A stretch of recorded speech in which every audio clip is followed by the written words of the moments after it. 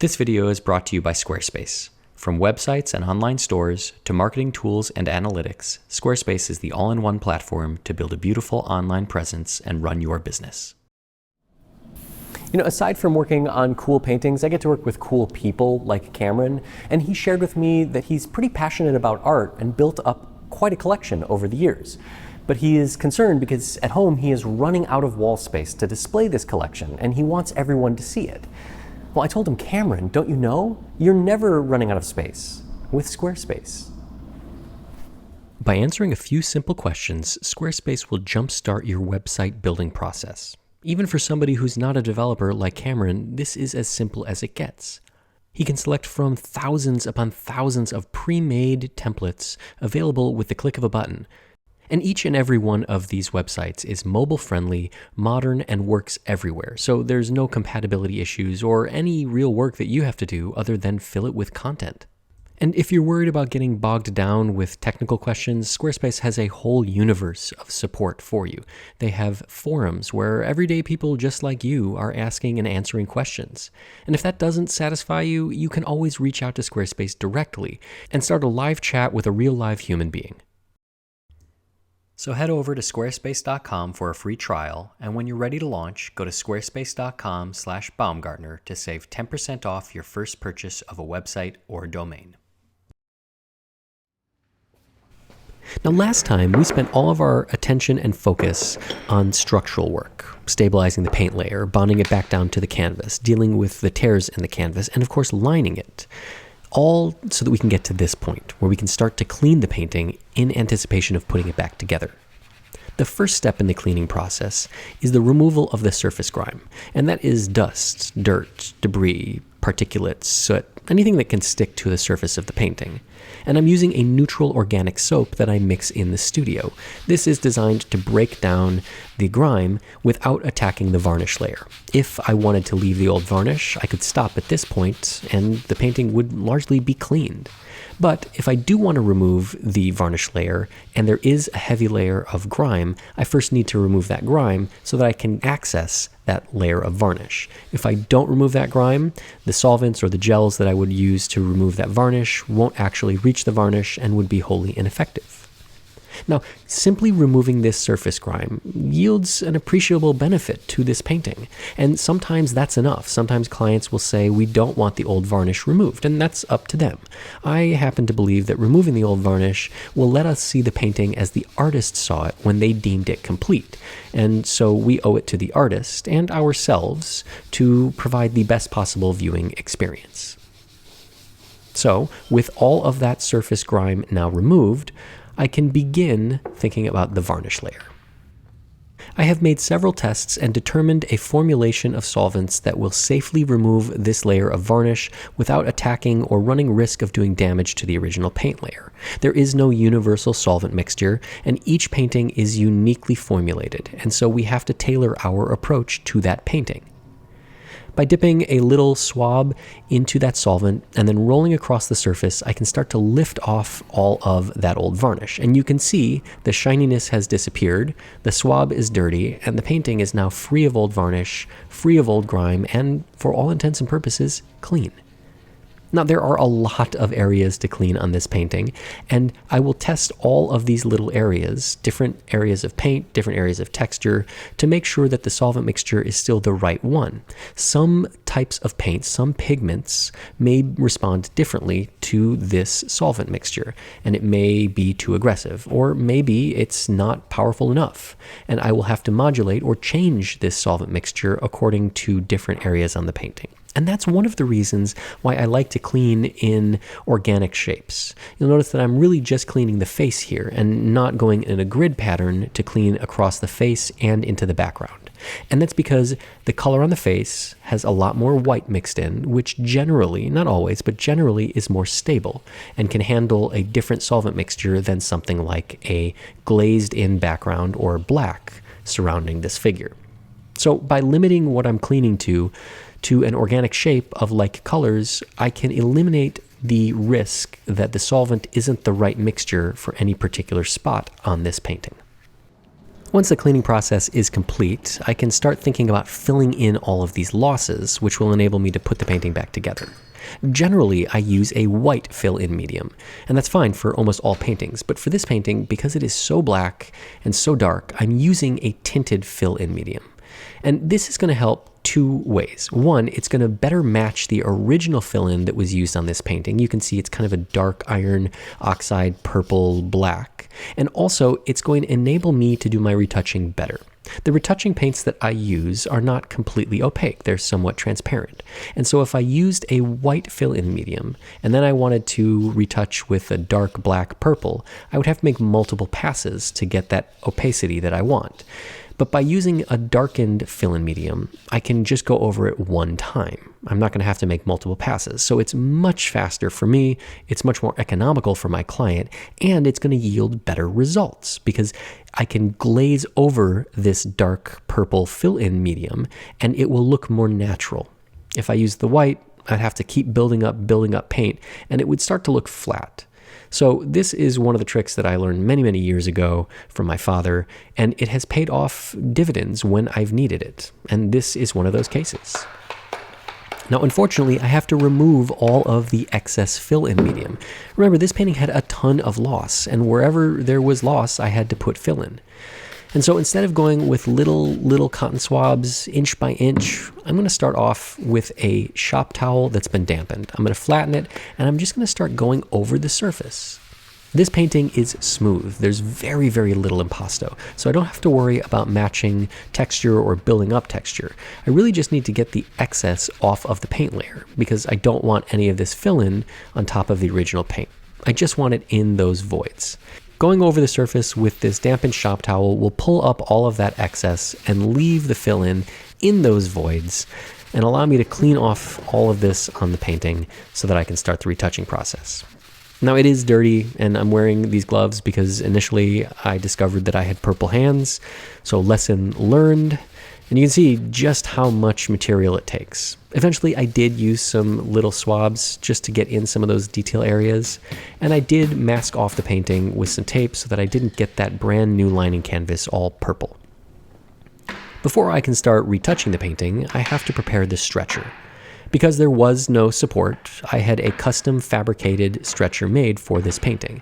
And I chose to use a replica of an old Italian style stretcher because this painting comes from the Italian region, and I figured, why not? There's no right or wrong reason here. I can use any type of stretcher, but it seemed appropriate to use one that might have come from the same region and matches this painting.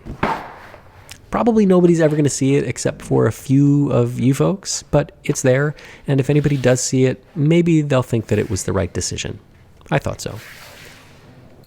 Stretching a painting to a support is really not all that complicated. Now, sometimes when the painting has been lined with an interleaf, it's very easy because the canvas cannot distort. But in this case, where there is no interleaf lining, I do have to take a little bit more care because if I distort this canvas or overstretch it, I'd end up with some poor results. So I start in the middle of each side, just putting a few tacks in, and then I slowly work my way to the outer corners. And yes, this is ostensibly so that any slack is pulled to the corners, but it also is just a way that I can make sure that I'm not pulling the entire painting out of square or distorting it. Once I have put tacks in all of those sides, I can flip the painting over, trim off the excess canvas, fold it over, and start tacking it to the back of the painting with a smaller tack. I have said it so many times, but this is really just something that I prefer to do. I'm sure that there is some benefit to it, but frankly, I just think it looks really nice and I enjoy this process. And the more that I can enjoy each step along the way, the more bonded and more of a caretaker I feel to this painting. And so doing these little things like tucking in these corners and folding over this extra canvas makes me feel like I'm doing right by this painting. And now it is time for keys. And these replica Italian stretchers come with these cool funky keys where one is slotted and it goes in and then the other gets fed in between and they kind of lock each other into place. They are really no different than any other key, but they are specific to this type of stretcher, so I have to use them, and they look pretty cool. Now, aside from looking cool, they are also going to require the same care and attention that all keys do. Some holes are drilled and some fishing line is fed into those holes, and it will be used to tie them into place so that they don't get lost if ever they become loose. And I've tried string, twine, Kevlar, metal, all sorts of different ways, and ultimately fishing line works the best. So now it is time for retouching, or almost time for retouching. But before I can actually start putting paint on this canvas, I have to put an isolation layer. And this isolation layer is going to serve two distinct purposes. One is it's going to actually let me see what the painting looks like. Right now it is so dark and so dried out that I actually don't know what the colors are, so I have no ability to do accurate retouching. This synthetic resin layer will mimic what the painting will look like when it's final varnished. And you can see the difference is pretty radical. This shiny, dark area that I'm putting this resin on, that's what the painting will look like. And so I will retouch according to that, as opposed to the washed out, lighter area above. In addition, this viscous layer of resin will fill in any of those tiny little micro gaps that I didn't with the fill-in medium. And that's necessary because when I put the final varnish on, if it's not smooth, you'll see all the defects. So now we have come to the part of this painting's conservation that I have been kind of dreading for a long time, and that's retouching. And it's not because I don't like retouching, I actually do, but this is going to be hard. There is a ton of missing paint, and all of it has got to get retouched and filled in. And it's really just kind of black purple, so it's not all that interesting to look at. And those dark colors can be harder to retouch. So what I'm going to do is start with some low-hanging fruit, and in this case, the fruit is a flower. By choosing something to start off with that's not terribly complicated or complex, if it goes well, it will put some wind in my sails and make me feel like I can accomplish anything. If it doesn't, well, I can just switch to something else and I don't feel bad. But it's one of those ways that I can set myself up for success later on. And so for this little yellow orangish flower, I'm just building up layers of paint, slowly changing the color so that it is more accurate. And it doesn't need to be accurate on its first pass. I'm going to have to build up multiple layers and go back and change and go back and change and go back and so on and so forth. That's how the retouching process works. If you get it right on the first try, that's great, but it's not necessary as long as you get it right eventually. And sometimes you have to make multiple passes to build up the texture, to change the color, just to make the retouching actually trick the eye and the mind. But, multiple passes is the name of the game, and once you do it, it looks pretty good. With some wind in my sails and some pep in my step, I can now turn my attention to the face, which is arguably the most important part of this painting. Even though he is dead, this is still a portrait. And so we want to make sure that we can see him as he was. And the problem with all of this loss, all of this damage, is that it breaks up the image. Literally, it is broken. Pieces of paint have come off and are missing, and that is a problem. But it breaks our ability to see the image. Instead of looking at his skin and his furrowed brow and seeing his expression, one of peace and calm. He's dead, of course, but the artist took great care in creating this portrait and creating this expression on his face. And as we start to retouch it and remove all of this damage, it becomes clearer. We can start to see the whole expression, the whole painting as the artist wanted us to see it. We're not seeing it through dirty glasses or through a hazy sky. We're seeing it as the artist wanted.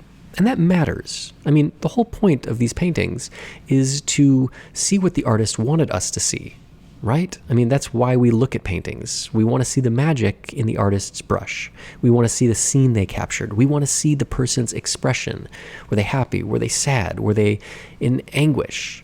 And none of that's possible if we can't appreciate the whole image, if it's broken up by little cracks or losses. And so that's why this type of retouching, mimetic retouching, is so popular and so effective. You see, in this type of retouching, I'm trying to mimic what was lost. I'm trying to recreate it so that all of the damage disappears and we don't have any scars or any evidence of it. There are other types of retouching where we seek to preserve the damage, kind of as a relic of the painting's life. And it really is up to the client to decide what's right for them.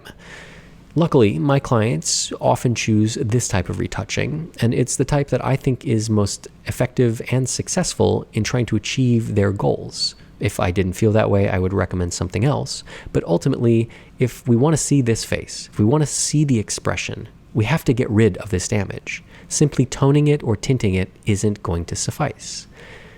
Luckily, Cameron feels the same way, and we talked about this beforehand. Because he is an opinionated person and he is an educated person with respect to art, he knew the different types of retouching, and when I raised them, he was firm on this type of retouching to make sure that the painting looked as good as it possibly could, that it respected not only the sitter, the portrait, and the artist.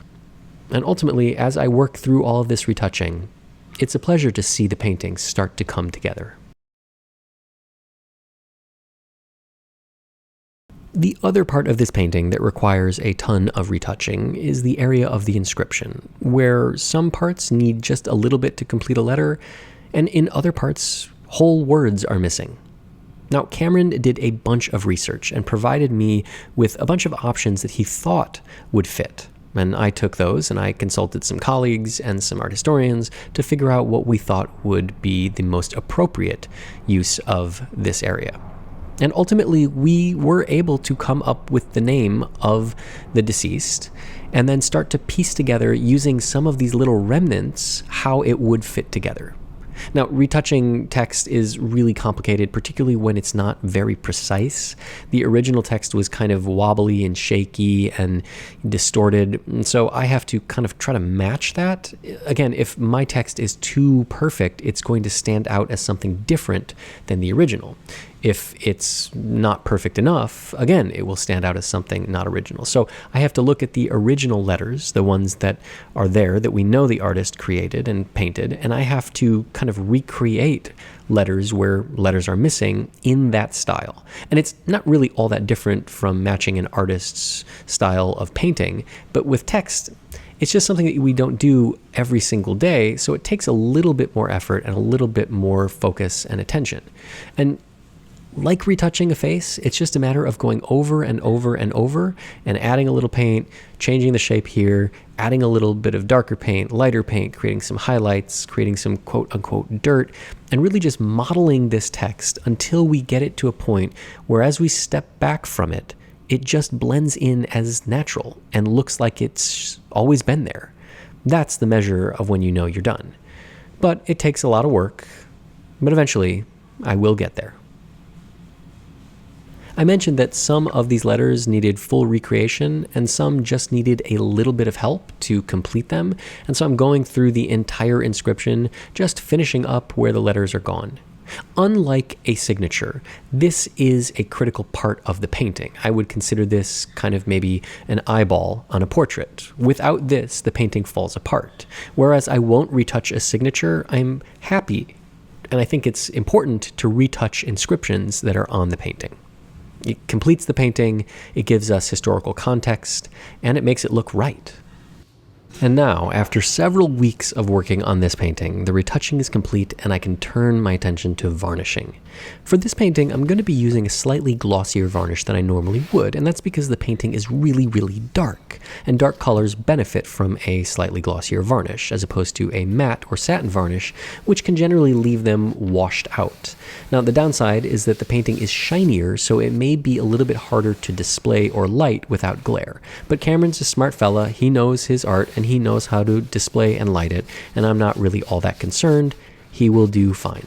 Now, this varnish is ultraviolet stable and is synthetic, so it can be removed very easily in the future if ever it needs to come off.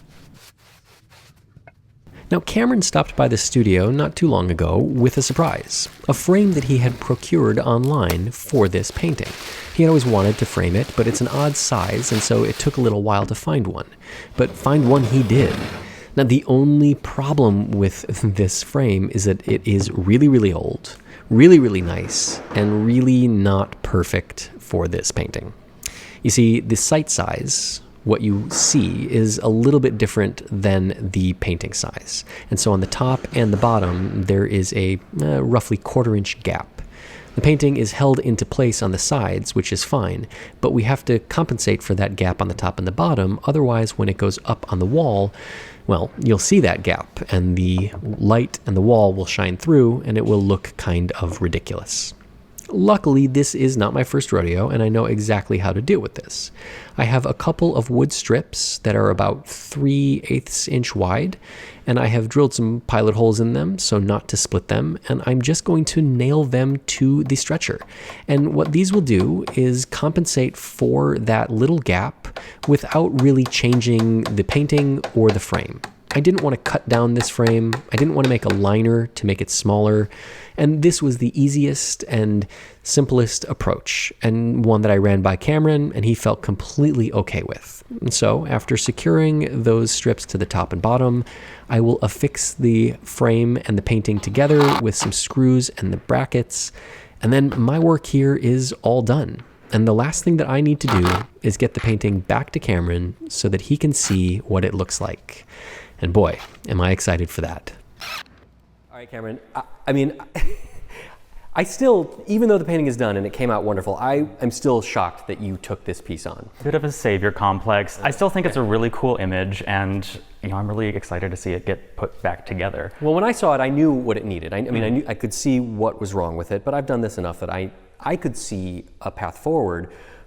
Could you see that path forward, or was it really just kind of like a leap of faith and kind of like, this is cool, let's chance it? Yeah. Well, when I saw it, I could see that it was damaged. Even, it was an online auction. I could see that it was not in great condition. I could see the missing paint, but I saw that most of the original paint was there. Most of his face was there. Most of the cross on his chest, his clothing. I couldn't read the text in those images, but I could see that there was something there. So I thought it was something that could have a chance taken on it. And I wanted to see what would happen. Yeah, well, it was an interesting project. There were some points where it, kind of challenged us and required a little bit different thinking and different approaches, but that's kind of, every painting does that, at least the exciting ones. They cause you to meet them halfway. They don't just kind of acquiesce to your formulaic approaches. They throw a curveball, and then you have to adapt and modulate what you're doing. And so that was what makes them fun. Yeah. This one was fun. It was challenging. And I'm sure that standing right here, you're eager to see it. Yes, I am. Well, it came in really dramatically, so I figured we should have a dramatic reveal. So without further ado, let's see.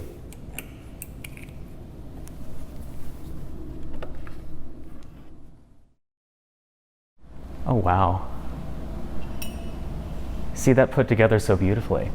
It's a little bit different than when it came in. Yeah, and like when I first saw it, of course, this entire surface was so not just broken from the missing paint, but also matte. It didn't have this glossy surface that actually lets you see the detail in the painting. Mm-hmm. Getting all of the work done, stabilizing it, cleaning it, getting it flat, filling in all of the losses, and then starting to put the image back together with the retouching, it really changes how you can even approach a painting. Yeah.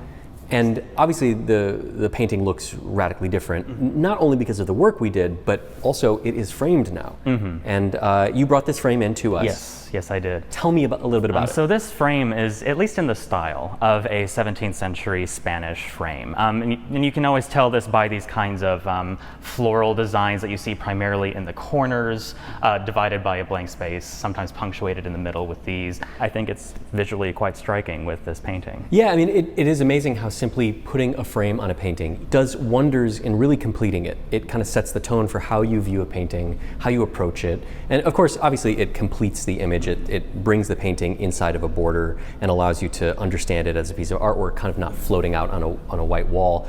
There were a couple of little things that we had to accommodate. So the width of the frame is smaller, or the sight size is smaller than the actual painting. So it crops the painting, but the height is too big for the painting. So the painting would effectively fall through. So we ended up adding some black blocking on the edges so that the painting doesn't fall through, so that we don't have light coming through, and so that we didn't have to modify this frame in any way.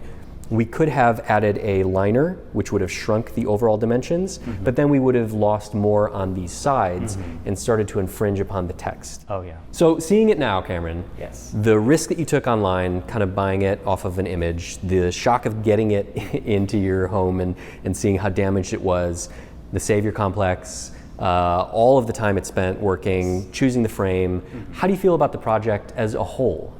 As a whole, well, it turned out so wonderfully now, and it's just really exciting to see it done because I bought this painting almost a year ago. Having it shipped here, seeing the damage, seeing it was still an exciting image despite the damage, and then being able to work on this with you, I think it's been a really fulfilling project. Hopefully I don't take on too many other projects like this, but you never know where life takes you. But I'm really excited to have this in my house and to live with it for as long as I have it. I don't know what your home is like. I don't know where you live or anything about that. Yeah. I presume that this is probably not going to be the first thing that you see when you wake up in the morning. Maybe it is? Well, the only space that I have left to hang artwork actually is above my bed, which I thought would be very funny, honestly. Yeah. Maybe for the time being, I'm going to keep it in the living room and have it as something as I can show people who are coming to visit. Yeah. Because it's a very interesting talking piece. Who else has a painting of someone who has passed away in the 17th century? Not me, for certain. Yeah. Well, I do. Well, congratulations. I think it was a really cool project. I think you were really brave for taking it on, really ambitious. Mm-hmm. I enjoyed working on it. Again, there were some points where I was a little frustrated or it was difficult, but that's what makes a project like this really fulfilling. And to bring a painting kind of back to life, a death painting back to life, there's some poetry there. And as a conservator, it's not lost on me.